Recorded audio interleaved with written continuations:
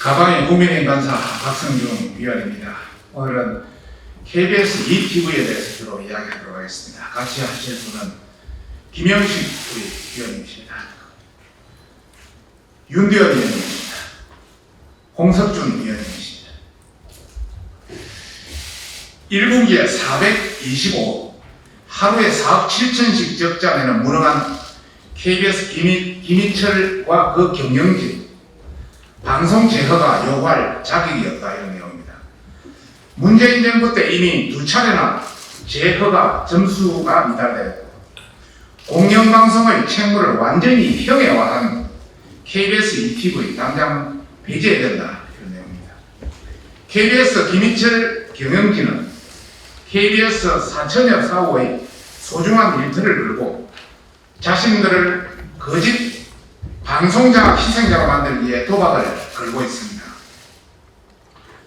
국민이 요구하는 수신료 분리 징수를 민노총과 민주당이 주장하는 정치적인 방송 장악으로 몰고 가고 있습니다. 무능함을 넘어 무한무치의 형태입니다. 김희철 사장의 위장 전입, 세금 탈루 문제가 있음에도 7대 비리가 없다며 국민을 속이고 사장 자리에 오른 반윤리적인 행태로 인해서 KBS의 위기가 찾아올 것이라는 것은 이미 예견된 일입니다. 수신료 수입이 정상적으로 이루어졌던 1분기에 425억의 적자를 초래한 김희철 경영진은 사장과 그 경영진이 무슨 낯짝으로 사오들 앞에 설 수 있겠습니까? 반국가단체 민노총 언론노조에 정신까지 세뇌된 김희철 경영진이 KBS의 미래를 절대 책임질 수 없다는 것은 이미 1천여 명이 넘는 KBS 직원들의 투쟁으로도 확인된 바 있습니다. 그런데도 김희철 사장은 국민의 수신료 분리 징수 찬성 여론이 97% 압도적으로 높은 상황인데도 불구하고 이를 민주당과 한통속으로 외면하고 있습니다. 국민의 뜻을 어기고 4천여 KBS 사우들을 벼랑 끝으로 내몰고 있는 것입니다. 국민이 KBS를 살리기 위해 무능한 경영진과 이사들의 총사퇴를 요구하고 있다는 것은 주지의 사실이고 김희철 사장 체제의 무능함으로는 절대 국민의 공분을 풀 수 없다는 것을 더 잘 알고 있을 것입니다.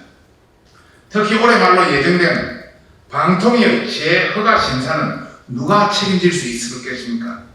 자신의 자리 보존에만 빠져 KBS가 이미 2차례나 연속 재허가 심사 점수가 미달됐다는 사실을 까맣게 잊고 있는 듯합니다.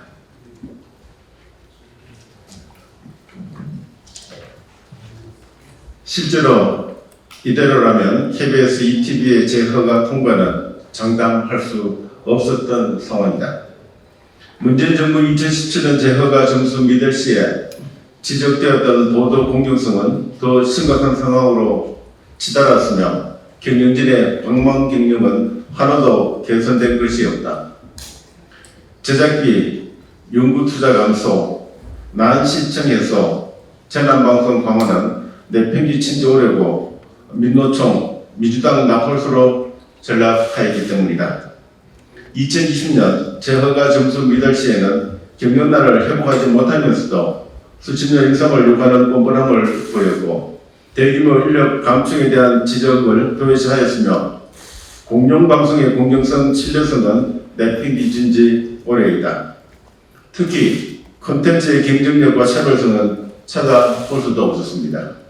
뿐만 아니라 KBS ETV는 수신료를 저원으로 하고 있음에도 재방송 비율이 45%나 되는 비상식적인 방송이었습니다.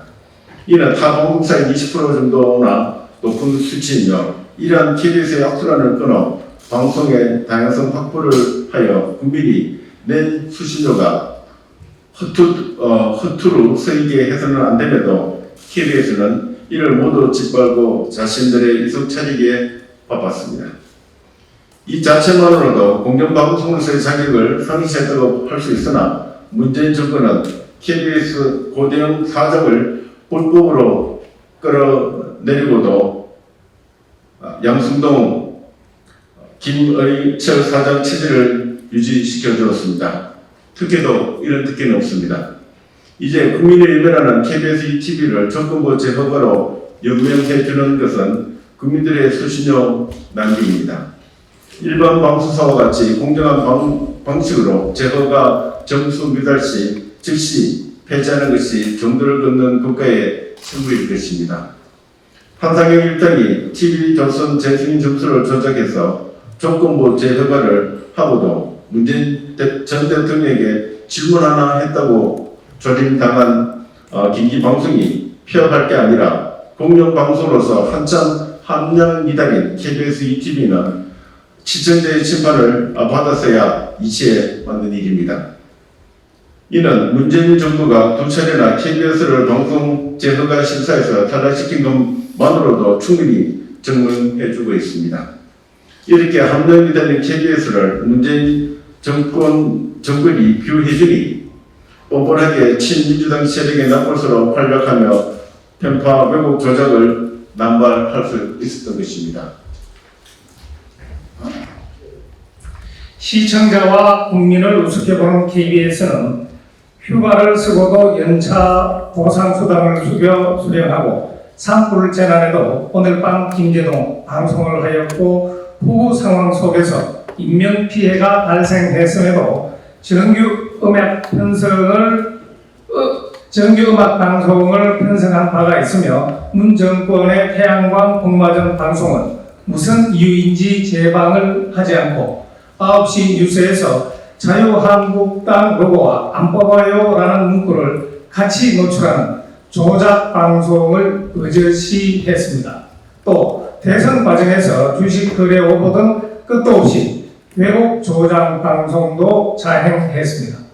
또한 일장기 경내 조작 보도, 민노총 간첩단 사건 축소 보도, 민노총 불법 집회 오보 화면 바꿔치기, 돈봉투 사건 피해자인 송영길 전 민주당 대표를 방송에 출연시켜서 개인 변호의 장을 마련해 주었고, 일린음악회에서는 문재인 전 대통령 생일에 달님에게 바치는 노래를 헌정했으며 생태탄 보도로 엄중한 선거에 개입하는 등 지금까지 계속되는 패널 80%가 좌파인 최경영 최강시사, 주진우 라이브, 민은연 스피커 정준희를 보더라도 KBS는 민주당과 민노총 민은연이 장악한 좌편향 방송이라는 것을 쉽게 알 수 있습니다. KBS에 분명히 경고합니다. 경영난에 허덕이면서도 51% 이상이 억대 연봉을 받는 KBS의 나태함을 응당하기 위해 국민이 수신료 분리 징수라는 매서운 회초리를 들었다는 것을 명심해야 할 것입니다. KBS 김의철 사장과 경영진은 국민 대다수가 수신료 분리 징수를 넘어서 수신료 폐지까지 거론하는 상황인 것을 분명히 알아야 할 것입니다. 그리고 수신료를 볼모 삼아 조작 방송을 남발하는 KBS 김의철 사장과 김영진의 방망 경영을 타개할 방안으로 공영방송이라기에 한참이나 함량 미달인 KBS, ETV가 과연 언제까지 국민의 불신 속에 존재할 수 있을지 살펴봐야 할 것입니다. 2024년 7월 3일 국회 과학기술정보방송통신위원회 국민의힘 일동 간사 박성중, 김정식, 윤부현, 허나, 홍석준. 경례.